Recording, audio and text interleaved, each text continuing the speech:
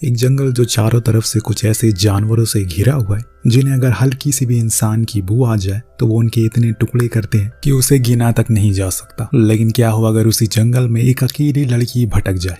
Zen और ऐना नाम के कपल जो अपनी पहली एनिवर्सरी मनाने के लिए ब्लैक ट्रेलर नाम की जगह पर जा रहे हैं। ये प्लान असल में ज़ेन का है क्योंकि वो यहाँ पर सालों से आ रहा है। उसे ये जगह बेहद ही पसंद है और वो इसे अपनी होने वाली पत्नी ऐना को भी दिखाने लाया। पर रेंजर के पास जाने पर उसे पता लगा कि ये नेशनल पार्क आज बंद है, जिससे वो निराश हो जाता है। तो उसे ख्याल आता है कि एक और जगह भी है जहाँ से इस पार्क में दाखिल किया जा सकता है। जिस बारे में वो रेंजर से भी पूछता है तो वो कहता है कि हाँ तुम उस रास्ते से जा सकते हो, लेकिन अमूमन लोग उस रास्ते को इग्नोर करते हैं क्योंकि वो जंगल से होकर गुजरता है। लेकिन ज़ेन यहाँ बचपन से आता रहा, उसके लिए कुछ नया नहीं है, तो मैप भी लेने से वो इनकार कर देता है क्योंकि इस जगह का चप्पा चप्पा अच्छे से उसे पता है। दोनों ही कार लेकर एक लेक किनारे पहुंचते हैं जिसे इन्हें एक कश्ती की मदद से पार करना है। उस पार इन्हें कैंपिंग करनी है, पर अभी भी ऐना अपने फ़ोन में ही लगी हुई है। इसीलिए ज़ेन उसे डांटता है, तुम यहाँ आकर भी फ़ोन यूज़ कर रही हो। जो सुन ऐना फ़ोन को अपने बैग में रख देती है और फिर दोनों ही कश्ती लेकर लेक में उतर जाते हैं। पर जब ये किनारे पर पहुँचते हैं तो बोट के बाहर निकलते समय ज़ेन के पैर में चोट लग जाती है, जिससे उसे काफ़ी दर्द भी होता है, लेकिन वो उस पर ज़्यादा ध्यान नहीं देता। इस बीच हम ऐना को देखते हैं जो अपने साथ इमरजेंसी किट भी लेकर आई है, जिसमें भालू को दूर करने वाला स्प्रे फ्लेयर है और कुछ खाने पीने का सामान भी है, क्योंकि उसे डर है कि इतना बड़ा जंगल है, ज़रूर कोई ना कोई जंगली जानवर तो आसपास होगा ही। दरअसल उसका यह पहली बारी है, इसीलिए उसके अंदर एक डर है। लेकिन जब उसने वहाँ कुछ और लोगों को भी देखा जो कि उन्हीं की तरह कैंपिंग करने आए हैं, तो उसे थोड़ा सुकून मिलता है, कम से कम और भी लोग हैं इधर। इसके बाद ये एक अच्छी जगह चूज़ करके वहाँ अपना कैंप लगा लेते। तब ज़ेन ऐना को बताता है कि यही पास में ही एक झील है, चलो वहाँ चलते हैं नहाने के लिए। पर ज़ेन उसे आखिर में मना ही लेता है। फिर दोनों ही बेहद खुशी खुशी अपने इस वक्त में एंजॉय करते हैं। पर अब अंधेरा होने लगा था, इन्हें आग जलानी है, इसीलिए अब ज़ेन लकड़ियाँ इकट्ठा करके जंगल चला जाता है और ऐना को वहीं बैठने को कहता है। अब जब वो लकड़ियाँ वापस लाया तो देखा कि वहाँ ऐना एक अनजान आदमी से बात कर रही है जिसके पास ढेर सारी मछलियाँ हैं।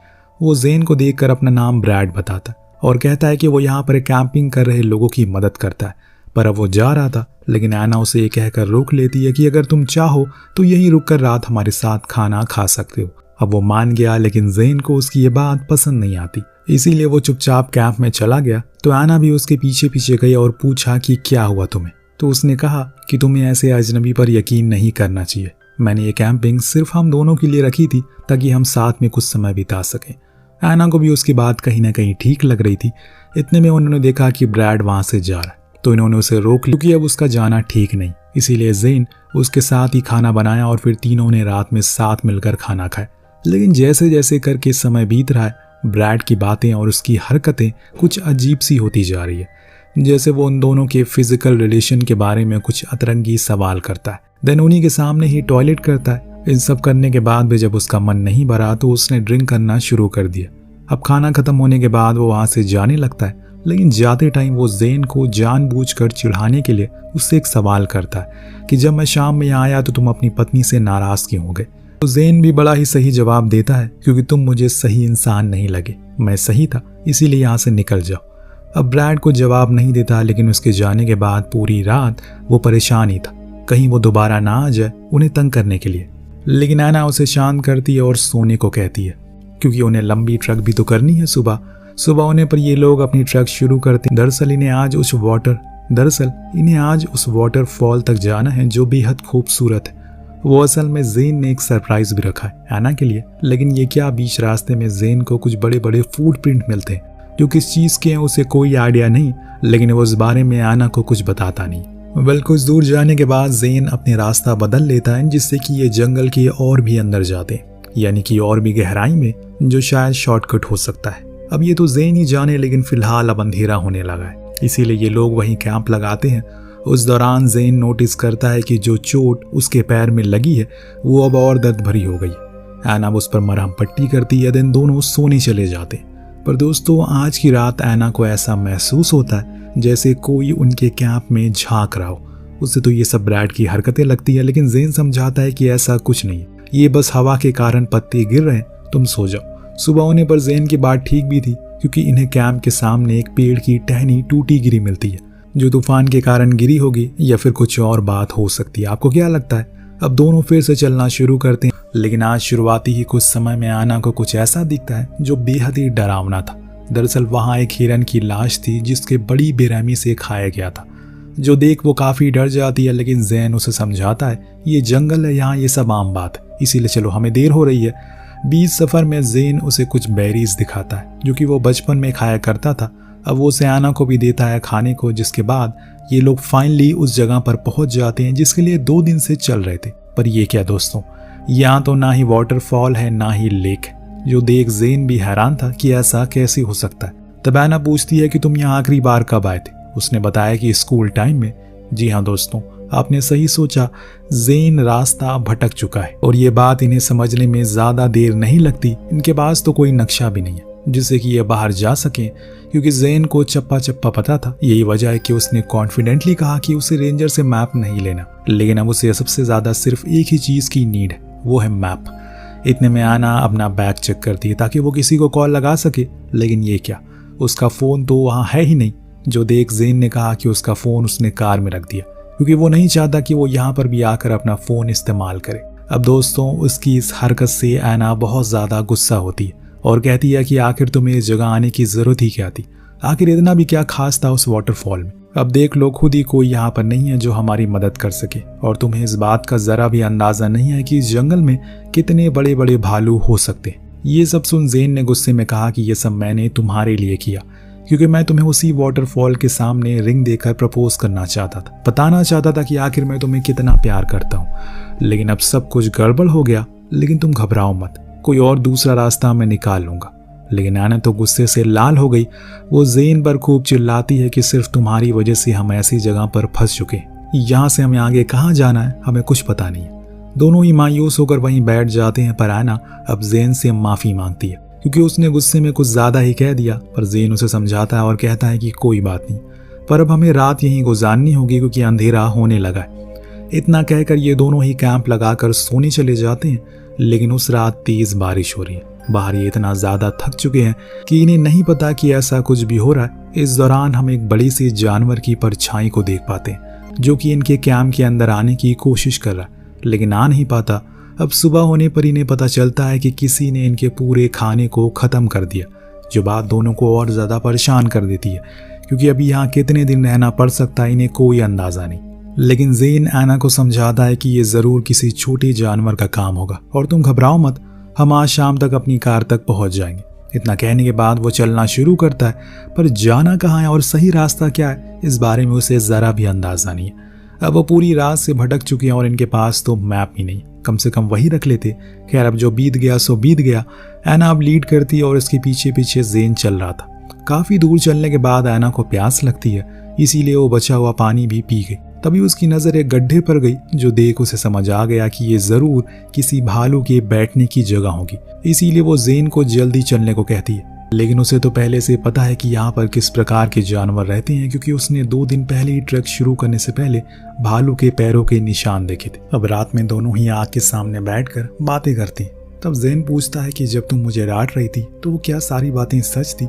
उसने कहा कि नहीं, ऐसा कुछ नहीं है, दरअसल मैं चलते चलते बेहद थक चुकी थी और ऐसे में जब मुझे पता चला कि हम भटक गए तो गुस्से में मुंह से निकल गया। अब ये सुन जैन उसे वही रिंग देता है जो कि उस वाटरफॉल के सामने देने वाला था, लेकिन एना उसे लेने से इनकार करती है क्योंकि पहले वो इस जगह से बाहर निकलना चाहती है। उसके बाद खुशी खुशी उसे पहनने को राजी है, वो उसे शादी भी करने को। इतने में दोस्तों इन्हें किसी की गुर्राने की आवाज आती है, जैसे कोई शेर हो।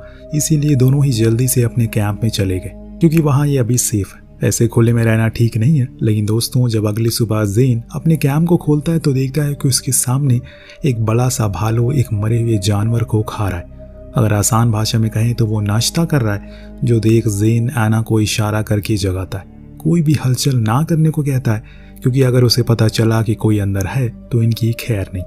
कुछ देर के अंदर ही रहने के बाद जैन फिर से जिप को खोलता है। वो अब इनकी ओर आ रहा था, लेकिन उसे अभी नहीं पता कि अंदर कोई मौजूद है। जब ये चीज एना को पता लगी तो वो जल्दबाजी में ही वही स्प्रे निकालने लगी, जिससे हो गई हल्की सी हलचल। फिर क्या था, अगले ही पल वो भालू कैंप को चीर कर अंदर घुस गया। उसके हाथ में सबसे पहली चीज जो आई वो थी एना का हाथ, क्योंकि उसके ऊपर स्प्रे करने की वो कोशिश कर रही थी, लेकिन हड़बड़ी में वो गिर गया। अब उसका हाथ बुरी तरह से जख्मी हो चुका है। तो यहाँ ज़ेन अपनी गर्लफ्रेंड को बचाने के लिए खुद उसके सामने आ जाता है, उसे लड़ने की कोशिश करता है। लेकिन एक 400 किलो के भालू से कोई 50 किलो का आदमी कैसे लड़ सकता है। यहाँ होता भी कुछ ऐसे ही, वो भालू ज़ेन के पैर को बुरी तरह जख्मी कर देता है। लेकिन इसी मौके का फ़ायदा उठाकर ऐना उसके ऊपर वो स्प्रे कर देती है, जिससे वो वहाँ से भाग जाता है। लेकिन अब ज़ेन के शरीर पूरा नीला पड़ना शुरू हो गया है, क्योंकि खून की रफ्तार बहुत ही ज़्यादा थी, जिसे देखकर वो बार बार ऐना से कहता है कि अब वो और जिंदा नहीं रह सकेगा, उसकी मौत करीब है, इसीलिए उन्हें जल्दी से यहाँ से भागना होगा। पर वो भागेगा कैसे, क्योंकि उसके पैर तो जख्मी है। तब ऐना एक कपड़े से उसके पैर को बांध देती है और फिर उसे चलने को कहती है। क्योंकि जैसे ही वो चलने को तैयार हुआ, इतने में वो दोबारा आ गया और इस बारी वो उसे घसीट कर उसके सामने ही ले गया। ऐना कुछ ना कर सकी और उसकी आंखों के सामने वो उसे चीर फाड़ कर रहा है। लेकिन ज़ेन के अंदर जितनी भी जान बची थी, वो उसमें ही ऐना से कह रहा था कि यहाँ से भाग जाओ। इतनी जल्दी इतना सब कुछ हो गया, ऐना को समझ नहीं आ रहा है कि वो अब क्या करे। इन्होंने तो इस कैंपिंग को कुछ और ही तरीके से करने का सोचा था, लेकिन ये सब क्या हो गया। ऐना बड़ी देर सोचने के बाद उस रिंग को लेकर बाहर आती है। तब उसकी नज़र उसी भालू पर पड़ती है जो ज़ेन को बड़ी ही बेरहमी से खा रहा था, लेकिन उसे उसकी कुर्बानी बर्बाद होने नहीं देनी। वो वहाँ से भागती है और तब तक भागती रहती है जब तक उसके अंदर जान है। लेकिन तभी उसका पैर एक टूटे हुए पेड़ से टकराता है, जिससे गिरकर ये वहीं बेहोश हो गई। जब होश आया तो सबसे पहले उसे रिंग को पहना और फिर मदद के लिए गुहार लगाई। लेकिन अफसोस कि आसपास कोई नहीं है जो उसकी मदद कर सके। आज उसने खुद ही अपने हाथों से अपनी किस्मत की लकीर को खींचना है। और फिर से ऐना को गुर्राने की आवाज़ सुनाई देती है। वो फौरन एक पेड़ पर चढ़ गई। आज की रात वहीं गुजारी, क्योंकि उसने पढ़ा था कि भालू पेड़ पर नहीं चढ़ पाते अपने वजन के कारण। अगली सुबह उसकी नींद हेलीकॉप्टर की आवाज़ से खुलती है। पर अफसोस कि जब वो कुछ कर पाती तब तक वो जा चुका था। ऐसा नहीं है कि उसने कोशिश नहीं की, उसने कई सारी कोशिशें करी चीखने की, चिल्लाने की, लेकिन इतने नीचे से पुकारने पर हेलीकॉप्टर में बैठा शख्स उसकी आवाज़ सुन नहीं पाता। इसीलिए ऐना वहाँ से आगे बढ़ती है। कुछ दूर जाने पर उसे कुछ साफ पानी का स्रोत दिखता है। वो तुरंत ही अपनी प्यास बुझाती है, पास में लगी बेरीज को खाती है। तभी उसे सामने से आता हुआ वही भालू नजर आता है। वो सब कुछ छोड़कर भागना शुरू करती है। भागते भागते वो एक जगह रुक गई, क्योंकि आगे एक वाटरफॉल था। जी हाँ, ये वही वाटरफॉल है जिसके सामने बैठकर ज़ेन उसे प्रपोज करने वाला था। लेकिन ना तो अब उसके साथ ज़ेन है और ना ही ये माहौल है। अब वो कहानी खत्म हो गई। ऐना तो अब खुद की जान बचानी है, जिसके लिए वो एक आइडिया सोचती है। क्यों ना वो उसी भालू को इधर अपनी ओर बुलाए और खुद एक पत्थर पर लटक जाए, जिससे वो भालू पानी में गिर जाएगा और वो बच जाएगी। अब उसने सबसे पहले तो विसल बजाई और फिर खुद उसी पत्थर से नीचे आने लगी। लेकिन वहां इतनी ज्यादा फिसलन थी कि उसका पैर फिसल जाता और एक पैर की हड्डी टूट गई। वो दर्द के मारे चीखी, लेकिन अभी उसकी जान बाकी है और वही हौसला उसे दे रही है। इसीलिए उसने कुछ लकड़ियों को अपने पैर में बांध लिया, क्योंकि अब रात को कहीं ठहरने वाली नहीं है। क्योंकि अगर उसने आराम किया तो वो बेहोश हो जाएगी और इसी का फायदा वो भालू उठा लेगा। उसने फ्लेयर को जलाया और फिर उसी की रोशनी में पूरी रात इस जख्मी हालत में चलती रही। लेकिन सुबह होते होते उसका शरीर अब जवाब देने लगा, क्योंकि अब उसके अंदर और ताकत नहीं बची। उसके ओठ पूरी तरह से सूख चुके। तो वहीं एक पैर तो इस काबिल भी नहीं है कि कुछ और कदम भी चल सके। इन सब का नतीजा ये होता है कि कुछ ही देर में ऐना वहीं बेहोश हो जाती है। जब उसकी आंख खुली तो उसके सामने एक हिरन खड़ा था, जो देख उसे हल्की सी खुशी हुई, क्योंकि जहाँ पर हिरन होते हैं वो एरिया भालुओं का नहीं होता, क्योंकि वो जंगल के अंदर ही रहना पसंद करते हैं। यानी कि ऐना अब अच्छा खासा जंगल से बाहर आ चुकी है। जी हाँ, ये सच भी है, क्योंकि उसे अब कुछ ही कदम बाद अपने सामने वो कश्ती भी दिख गई जो उन्होंने किनारे पर लगाई थी। जब ऐना की जिंदगी जीने की वजह बनेगी, क्योंकि अब उसे किनारे तक वो लेकर जाएगी। अपने जख्मी हाथ और पैर जैसे तैसे करके उसने कश्ती में दोबारा लेक में उतारा।